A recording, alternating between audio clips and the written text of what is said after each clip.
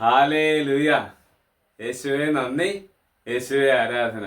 എൻ്റെ പ്രിയ സഹോദരങ്ങളെ, ആത്മാവിൻ്റെ ദൂത് എന്ന ശുശ്രൂഷയിലേക്ക് ഈശോയുടെ നാമത്തിൽ നിങ്ങളെല്ലാവരെയും സ്നേഹപൂർവ്വം ഞാൻ സ്വാഗതം ചെയ്യുന്നു. ഒരുമിച്ച് പറഞ്ഞ ഹാലേലൂയ. നിങ്ങൾക്ക് എല്ലാവർക്കും സന്തോഷമാണെന്ന് ഞാൻ വിചാരിക്കുകയാണ് കേട്ടോ. എല്ലാവർക്കും വേണ്ടി ബ്രദർ പ്രത്യേകം പ്രാർത്ഥിക്കുന്നുണ്ട്, കുർബാന അർപ്പിച്ച് പ്രാർത്ഥിക്കുന്നുണ്ട്, ആരാധനയിൽ നിങ്ങളുടെ നിയോഗങ്ങളെല്ലാം ഞാൻ സമർപ്പിക്കുന്നുണ്ട് കേട്ടോ. സമയത്തിൻ്റെ പൂർണ്ണതയിൽ ദൈവം എല്ലാം കൃപയായിട്ട് മാറ്റിക്കോളൂ കേട്ടോ. ഇന്ന് നമ്മളൊരു സ്വർഗസ്നാപിതാവിൻ്റെ പ്രാർത്ഥന ചൊല്ലി കാഴ്ചവെക്കുന്നത് ഏഞ്ചൽ ജാസ്മിന മകളുടെ ജീവിതത്തിൽ നല്ലൊരു വഴി തുറന്നു കൊടുക്കാനായിട്ട് പ്രത്യേകമായിട്ട് പ്രാർത്ഥിക്കാം. ആൽബി അവൻ്റെ ജോലിയുടെ മേഖലയിലെ തടസ്സങ്ങൾ മാറാനും വിസ ലഭിക്കാനായിട്ട് പ്രാർത്ഥിക്കാം.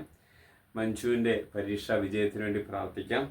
ലിനി ജോർജിൻ്റെ പരീക്ഷ വിജയത്തിന് വേണ്ടി പ്രാർത്ഥിക്കാം. സുജയുടെ രോഗസൗഖ്യത്തിന് വേണ്ടി പ്രാർത്ഥിക്കാം. ഷീജ തോമസിൻ്റെ കുടുംബത്തിൻ്റെ സമാധാനത്തിന് വേണ്ടി പ്രാർത്ഥിക്കാം.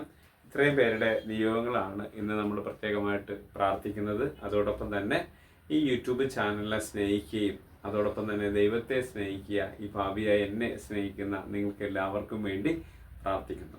സ്വർഗസ്നായ ഞങ്ങളുടെ പിതാവേ, അങ്ങയുടെ നാമം പൂജിതമാകണമേ, അങ്ങയുടെ രാജ്യം വരണമേ, അങ്ങയുടെ തിരുമനസ് സ്വർഗത്തിലെ പോലെ ഭൂമിയിലുമാകണമേ.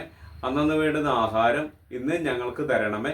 ഞങ്ങളോട് തെറ്റ് ചെയ്യുന്നവരോട് ഞങ്ങൾ ക്ഷമിക്കുന്നത് പോലെ ഞങ്ങളുടെ തെറ്റുകൾ ഞങ്ങളോട് ക്ഷമിക്കണമേ. ഞങ്ങളെ പ്രലോഭനങ്ങൾ ഉൾപ്പെടുത്തരുതേ, തിന്മയെന്ന് ഞങ്ങളെ രക്ഷിച്ചുകൊള്ളണമേ. ഹാലേലൂയ. യേശുവേ നന്ദി, യേശുവേ ആരാധന.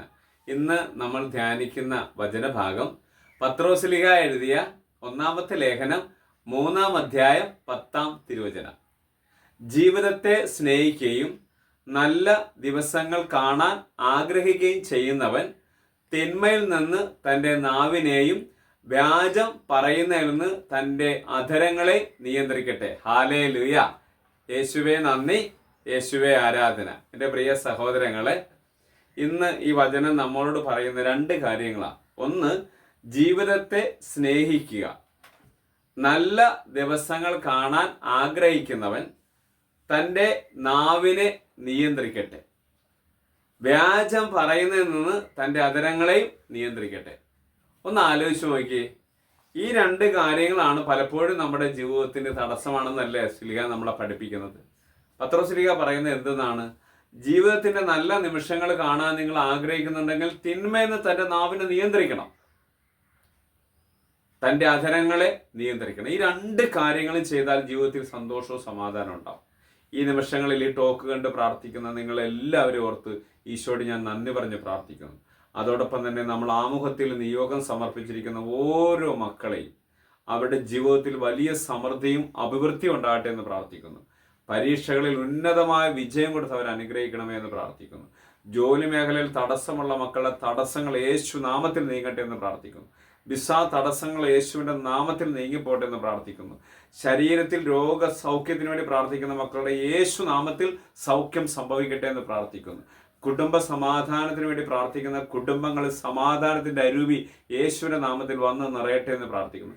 പ്രതിബന്ധങ്ങളിൽ തകർന്നു പോകുന്ന കുടുംബങ്ങളെ, നിരാശയിൽ അധപതിച്ച ജീവിതങ്ങളെ ഈശോയുടെ നാമത്തിൽ അനുഗ്രഹിക്കണമെന്ന് പ്രാർത്ഥിക്കുന്നു. കർത്താവേ, ഈ നിമിഷങ്ങൾ അങ്ങയുടെ ആത്മാവിനെ വർഷിക്കണമേ എന്ന് പ്രാർത്ഥിക്കുന്നു.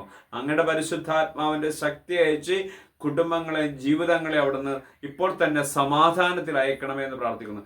എല്ലാ തടസ്സങ്ങളും യേശുവിൻ്റെ നാമത്തിൽ നീങ്ങട്ടെ എന്ന് പ്രാർത്ഥിക്കുന്നു. പിതാവിൻ്റെയും പുത്രൻ്റെയും പരിശുദ്ധാത്മാവിൻ്റെയും നാമത്തിൽ ആമേൻ.